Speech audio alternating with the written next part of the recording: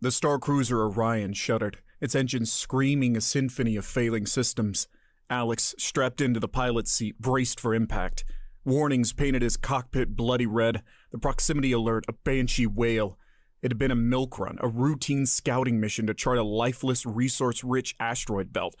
Or so they thought. Now, yanked from hyperspace by an unknown gravitational anomaly, hurtling towards a planet that sensors couldn't even classify, this was so far beyond standard operating procedure it made his head spin. When the Orion's hull finally met the atmosphere, it was a cacophony of ripping metal and shattering glass. Alex's world became a blur of fire and flailing limbs. Then, blessed darkness. He came to in fits, coughing up mouthfuls of ash. Systems screamed offline somewhere nearby. Pain, dull at first, then sharp as white-hot splinters, bloomed across his body. He was alive, that much was obvious. He was alone, probably, and was most definitely not where he belonged. Alex pried his eyes open. Twisted metal beams of the Orion's remains cast strange, elongated shadows in what passed for daylight. A sickly yellow sun barely pierced a haze of what looked disconcertingly like smog. Off to his right, a verdant expanse stretched towards a horizon lined with jagged rock formations. Jungle, maybe? It was dense, too dense to see much of anything. Movement flickered at the edge of his vision, just a flicker. Whatever was out there, it was watching him.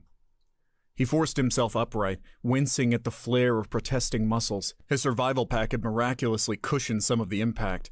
Medkit, field rations, and his trusty pulse rifle secured with a magnetic latch on his hip, intact, at least. One less thing to worry about amidst the sea of unknowns. No time to unpack the how and the why of this disaster. Alex knew the drill. Assess, adapt, survive. First order of business, find a defensible position. The wreckage of the Orion wasn't it. Exposed. Too many potential sight lines obscured by the deformed superstructure. He hobbled towards the tree line, every muscle on fire.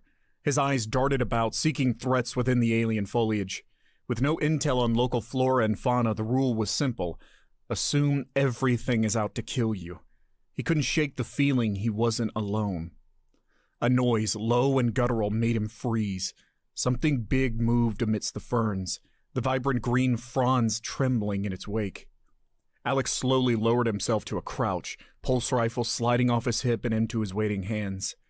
Decades of combat training kicked in, muscle memory taking over. The creature exploded from the foliage, a grotesque quadruped all muscle and teeth. Dull brown hide hung loosely over a bulbous body and a head that was all snapping jaws. Alex fired on instinct, pulse blast searing the air with the smell of ozone. The impact threw the beast backwards, but didn't kill it. It screeched, a high-pitched, ear-splitting sound, and contorted its body, preparing for another charge. 2 more bursts from Alex's rifle finally silenced the thing. He stood, breath ragged in his chest, staring down at the twitching corpse. So, not bulletproof. Good to know. His heart thundered in his ears, the adrenaline rush finally subsiding. First blood. His. He scanned the tree line again. Nothing. For now. But after that howl, there was no way he was alone out here. Alex hefted his rifle, a grim determination settling over him. Whatever this planet had in store, he'd fight. If there was one thing Alex was good at, one thing that had kept him alive for this long, it was outlasting the bastards that wanted him dead. Alex took a precious moment to examine the carcass. Thick hide, dense muscle, and a mouth ringed with teeth meant for tearing, not chewing. A carnivore, and a big one. Not the apex predator, he suspected. No, that probably belonged to whatever had made that blood-curdling howl. But this thing had been ambush hunting, a testament to the lethal efficiency of this alien ecosystem. He needed cover, and he needed it fast. The dense vegetation was an unreliable defense. Too many shadows, too many places for things to hide. He made a break for the rocky crags, scrambling over roots and loose soil, his battered body screaming protest. The first outcropping of stone offered some respite. Large, angular boulders piled atop one another, creating natural alcoves and narrow crevasses. Imperfect, but better than nothing. Alex clambered up, choosing a spot with a view back towards the tree line and a narrow entry point he could easily defend. He took stock, forcing down the rising panic. Rations, check. Ammunition, enough, but not unlimited. His medkit had taken some damage. He'd have to be sparing with his stims. He pulled a handheld scanner from his pack. Useless. It wasn't registering any known life forms or energy signatures. Whatever had pulled the Orion out of hyperspace had scrambled long-range comms too. Great. Completely cut off and blind. A snap of a twig made Alex whirl, rifle raised. Nothing. Just the wind rustling dry leaves somewhere below. Or maybe not. His instincts, honed over the years in some of the galaxy's worst hellholes, were screaming at him. He wasn't alone. As if on cue, a cacophony of screeches and growls erupted from the tree line. Not one predator this time. A pack. The gleam of too many eyes reflected the sickly sunlight filtering through the thick canopy. Alex counted at least 5 of those hulking brown monstrosities circling the base of the rocks, sniffing the air. Hunger gleamed in their eyes. They seemed to know exactly where he was, the cowards. Circling, assessing, not quite daring to charge. They'd learned from their fallen comrade, it seemed. Bulletproof they weren't. But smart? Maybe too smart for his liking. He couldn't stay here. This was a siege, and he wasn't built for those. He'd have to force their hands, and his options were limited. Distraction? Too open. One misstep and he'd be shredded. Then it clicked. He checked the integrity of his pulse rifle and then, with practiced ease, ejected the spent energy cell and reached for a spare. He fiddled with it until he deliberately triggered the overload protocol. It began to whine, pulse with a dangerous, unstable rhythm. His homemade grenade. Alex stood, feigning bravado he didn't feel, and lobbed the sizzling energy cell towards the largest of the creatures. At the last moment, they scattered, but it was too late. The cell detonated in a shower of scorching sparks, and a collective shriek pierced the air, a mix of fury and pain. His chance. Alex sprinted across the rocks, ignoring the stabs of pain in his leg. The howls followed, a disorienting symphony, but he kept moving. He wasn't looking for cover. He needed the opposite, an open field, a place where he could see them coming. A sudden drop almost sent him tumbling. He skidded to a halt, peering over the edge of a sheer cliff. A river snaked through the valley below, wide and glistening. A gamble, but he didn't have many plays left. First the rifle, then his pack. He tossed them over the edge with practiced aim, wincing as they disappeared into the rushing water below. One last look back at the tree line, at the glowing eyes, and Alex took a running leap. The wind whipped past his ears as he fell, and then the shocking cold of the river as it swallowed him whole. He resurfaced, gasping, struggling against the surprisingly powerful current. The pulse blasts and enraged roars of the hunting pack grew more distant with each stroke. Relief warred with the fresh surge of panic. Out of the frying pan, into the fire. He'd never exactly been a strong swimmer. The river, though, offered its own harsh form of survival. It carried him downstream, away from those hulking beasts. Each ragged breath was a small victory. But the current was relentless and the water numbingly cold. Sooner or later, his strength would give out. Just when the darkness began to creep into the edges of his vision, he spotted it. A fallen tree, its massive trunk snagged across the width of the river, creating a natural dam. With a final burst of desperate energy, Alex pulled himself onto its gnarled surface, shivering uncontrollably. From his sodden perch, he watched the tree line, searching for any sign of pursuit. Nothing moved, save the strange foliage swaying and dipping under the relentless pressure of the wind. He was alone, at least for now. Alex struggled to catch his breath. Exhaustion pulled at him like a physical weight. Every muscle in his body burned, and the cuts and bruises he'd sustained in the crash and subsequent scramble pulsed with fresh agony. Alive, yes, but utterly stranded. He fumbled in his sodden pockets and fished out a crushed ration bar, forcing himself to eat. He'd need every ounce of energy to see this through. Where the river would take him, he didn't know. But even the unknown was better than the certain death that waited on its banks. Hours passed, or was it days? Time blurred as Alex clung to the makeshift raft, propelled downstream by the tireless river. He drifted in and out of a painful, feverish doze, haunted by the growls of the brown monstrosities and the deafening crash of the Orion. Whenever he managed to open his eyes, it was the same relentless green canopy, the same unforgiving landscape. His strength waned and the chill seeped into his bones. Hunger gnawed at his insides as his meager rations ran out. Even if the river did carry signs of civilization, how much longer would he last? A break in the foliage finally drew his attention, a glint of something other than green and brown. A colossal structure, half submerged in the river, loomed in the distance. It was man-made, or at the very least, not crafted by nature. Its smooth, angular lines and metallic sheen were at odds with the tangled wilderness surrounding it. Salvation, or another deadly trap? Alex didn't have the luxury of choice. He coaxed his battered body to work, guiding his makeshift raft towards the structure by using a splintered branch as a makeshift oar. As he drew closer, the sheer scale of it became horrifyingly clear. This wasn't just a building. It was the wreckage of something enormous, a space vessel of unidentifiable origin. With the last of his waning strength, Alex breached his raft on a muddy bank near the wreckage. Something here must have pulled the Orion out of hyperspace, scrambled his comms. The possibility both terrified and exhilarated him. Answers must lie within, and maybe, just maybe, a ticket home. Alex found a partially collapsed entrance, where had once been a massive airlock now pried open by some unimaginable force.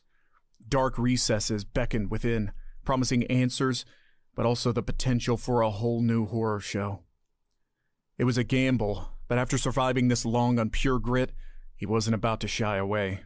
The interior of the vessel was a labyrinth of warped metal corridors and sparking, exposed wiring. The air hung heavy with the smell of ozone and something sickly sweet, decay.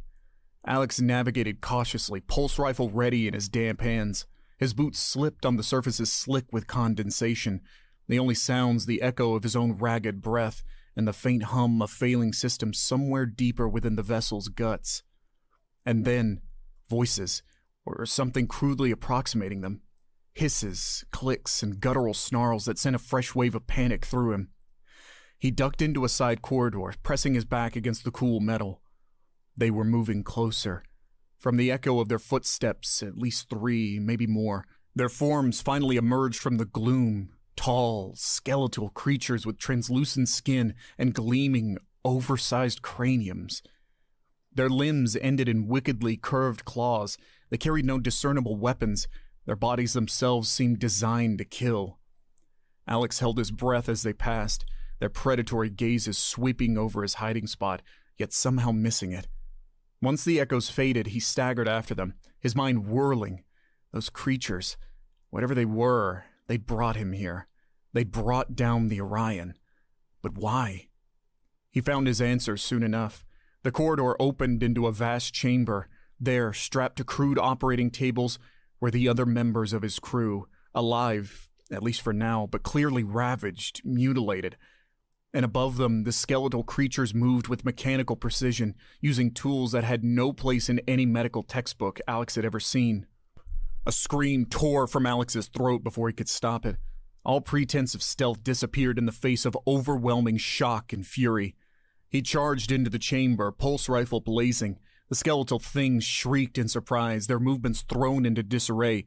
Energy bolts vaporized flesh and bone, but they were relentless, too many of them. Alex focused on liberating his crewmates, familiar faces now masks of terror and pain.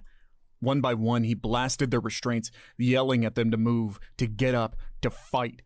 But these were broken men, victims of horror beyond understanding, and Alex, one soldier against an army, couldn't protect them all. His pulse rifle clicked empty. The last of his crew had been dragged off screaming into the darkness of the surrounding corridors. He tossed the useless weapon aside and drew the combat blade strapped to his thigh. It was brutal, primal, down to hand, the kind of combat he usually avoided. But today, there was no avoiding the bloody reality. One of the skeletal abominations lunged, its clicking shriek filling the chamber. Alex sidestepped, slashing. The blade bit deep, severing tendons and sinew, but the thing barely seemed to notice. It clawed back, raking its nails across his chest and sending a spray of blood across his vision. Pain exploded across his torso, fueling him as much as it hindered him. He ducked another swipe, his legs buckling from the earlier injury. He was losing this fight, and he knew it. But damn it, he wasn't going down without ripping out a few of their throats first. He roared a primal battle cry that echoed through the steel tomb and plunged his blade deep into the glowing cavity exposed amidst the attacker's mangled ribs. The creature finally collapsed with a wet gurgle. Alex wrenched his blade free and whirled to face the next challenger, only to be thrown backwards by an unseen force. He hit the ground hard, gasping. One of the remaining creatures stood before him, its oversized cranium pulsating sickeningly, emanating an eerie luminescence. It had no weapon, yet Alex had been sent flying, some manner of telekinesis, perhaps. Great. Alex scrambled to his feet, a desperate plan forming in his mind. This thing, it was clearly in command. If he could kill it, the rest might falter, or at least be momentarily disoriented, buying him time to escape. With a bellow of defiance, he charged. The creature's pulsating skull flashed, and once again, Alex was hurled backwards. This time, he smashed into an exposed control panel, showering himself in sparks. Pain bloomed across his ribs, cracked, maybe broken, and his vision flickered. The odds were getting worse by the second. Desperate, Alex searched his surroundings. His eyes fell on a bundle of exposed wires torn loose from the damaged panel. Could he turn their weapon against them?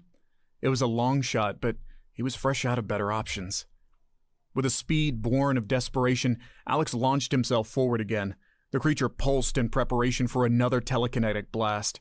But this time, Alex didn't aim for its fragile body. Instead, he lunged for the exposed wires, jamming his combat knife straight into sparking tendrils. Electricity surged through him, his senses overloading. He shrieked in agony but held on tight, his vision dimming to white-hot pain. And then it was over. The creature shrieked too, an awful screech that died into a gurgle as its body convulsed and slumped to the floor, taking Alex with it. He lay there, panting, the scent of burned flesh and ozone choking the air, his body buzzing with the aftermath of the surge. As his vision slowly cleared, he registered movement around him. The remaining skeletal creatures stood frozen, their movements hesitant, confused. He had done it. For a few precious moments, the balance of power shifted. Alex pushed himself up on trembling arms, his blade dripping crimson. They watched him with narrowed eyes, and for the first time, Alex saw a flicker of something like fear in those ghastly sockets. Without their leader, they were disorganized, vulnerable. Alex let out a guttural roar, the warrior finally eclipsing the man. This was his planet now. These were his beasts, and they would learn to fear him. The remaining creatures didn't attack. Instead, they slowly retreated back into the maze of corridors, their clicks and hisses fading into the darkness. Alex stood amidst the carnage, adrenaline and pain coursing through him in equal measure. He was battered, broken, and likely dying, but he had defied the odds. He had survived. Now came the daunting task of making sense of this situation. He stumbled through the vessel following the tracks of the skeletal things. They had technology, tools, and some semblance of structure. There had to be answers here. His head throbbed, exhaustion threatening to drag him into oblivion once again. Finally, he found their command center. Unlike the chaotic squalor elsewhere on the ship, here there was a chilling sense of order. Consoles flickered with alien script he couldn't decipher, and holographic projections mapped constellations he didn't recognize. But it was the central display that drew his eye, a crudely rendered image of Earth. A jolt of cold realization washed over him. These creatures, they weren't native to this feral planet. They were invaders just as he was. The thought of what they had planned for his homeworld filled him with renewed strength. No matter the cost, he had to find a way to warn his people. Alex began exploring the consoles, his fingers clumsily tracing over unidentifiable controls. A flicker of movement activated a side screen. Security logs? Pictorial, thankfully, and gruesomely clear. And there, at the center of it all, a massive hive-like chamber pulsing with grotesque fleshy tendrils. Something monstrous was stirring within the depths of this ruined vessel. The hair on the back of his neck stood on end. He wasn't fighting individual creatures. This was a war on a horrifying, unthinkable scale. And he, a single ranger with a broken body and a dwindling will to live, might be the only thing standing against the tide of a cosmic horror. The weight of the realization nearly buckled his knees. But something deep within him, a primal instinct forged in the fiery crucible of survival, refused to surrender. Alex gripped his blade until his knuckles turned white. He was a beast more savage than man. If these monsters wanted a war, he'd give them hell. Days blurred into weeks. Alex survived inside the wreckage. He salvaged what food and medical supplies he could, turning the consoles and control panels of the command center into a makeshift headquarters. He rested where he could, slept with his combat knife clenched in his fist, ever alert for the return of the skeletal horde. Pain became his constant companion. His injuries, festering and poorly treated, pulsed with a fiery beat in time to his fevered heart. But beneath the agony, he grew stronger in a different way. He studied the alien technology, the star charts, and the crude anatomical records. Knowledge was his new weapon. He hunted, at first clumsily, driven by hunger and necessity. Later, it evolved into grim strategy. The planet's deadly ecosystem became his brutal training ground. He learned to track the creatures, anticipate their movements, and turn their terrifying adaptations against them. The hunted was becoming the hunter. And always, the monstrous presence pulsed at the heart of the crashed vessel, a constant thrum vibrating under his skin. Alex knew the time for preparation was running thin. Whatever these creatures had planned, it would soon be unleashed upon this unsuspecting world. He couldn't wait any longer. He had to strike. One night, under the cover of torrential rain, Alex moved. The skeletal creatures were less vigilant in the downpour. He used their diminished senses against them, ghosts in the shadows, striking with deadly precision. Each kill brought him closer to the throbbing, pulsating hive chamber. Finally, he stood before its glistening membrane, a barrier between him and the unspeakable horror within. The stench of decay was overwhelming. Alex readied the last of his scavenged explosives, a crude, desperate solution, but it was all he had. With a final roar, he charged, tossing the explosive bundle into the heart of the hive. The detonation was deafening, a burst of blinding light and searing heat. The shockwaves sent him sprawling, and then came the screams, thousands of them rising and falling in a cacophony of pain and fury. Alex scrambled away, the sounds of the collapsing hive a symphony of destruction echoing behind him. Limping and bloodied, he reached the edge of the ruined vessel. Dawn was breaking, casting the alien landscape in an eerie, blood-red glow. Survival, for now, had been achieved, but in its wake a grim truth dawned. This was his world now, this planet, this war, it was his forever. Years turned into a decade. The crashed alien vessel was no longer just a refuge, but the foundation of a rough-hewn outpost. Alex had salvaged what he could, jury-rigged defenses, and cobbled together a semblance of functionality from the skeletal remains of alien technology. His home wasn't pretty, but it was defensible. Survival had become a way of life. The creatures, the ones who survived the destruction of their hive, roamed the wilderness, fragmented and leaderless.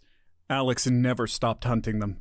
Some days it was a necessity. They were as persistent as the brutal ecosystem that birthed them. Other days it was a grim sport. With each kill, he honored his fallen crew and reaffirmed his dominance over this hostile world. But he wasn't alone anymore. At first in whispers, then in desperate pleas carried by the wind, others had found their way to his hidden outpost. Survivors, crash-landed colonists, scouts from outposts on the fringes that had fallen eerily silent, even lone soldiers hailing from expeditions he'd never heard of. Ragtag and battle-scarred, their arrival was always the same. First disbelief, followed by relief, then the burning question in their haunted eyes, "How long have you been here?" Alex, hardened by the solitary survival, became an unwilling leader. He taught them what he had learned, how to fight, how to hunt, and crucially, how to make this savage world bend to their will. The outposts, under his grim guidance, transformed. Watchtowers rose, fields were cleared, guarded, harvested. They forged a wary society, not out of idealism, but out of the cold, sharp truth. Alone, they stood no chance.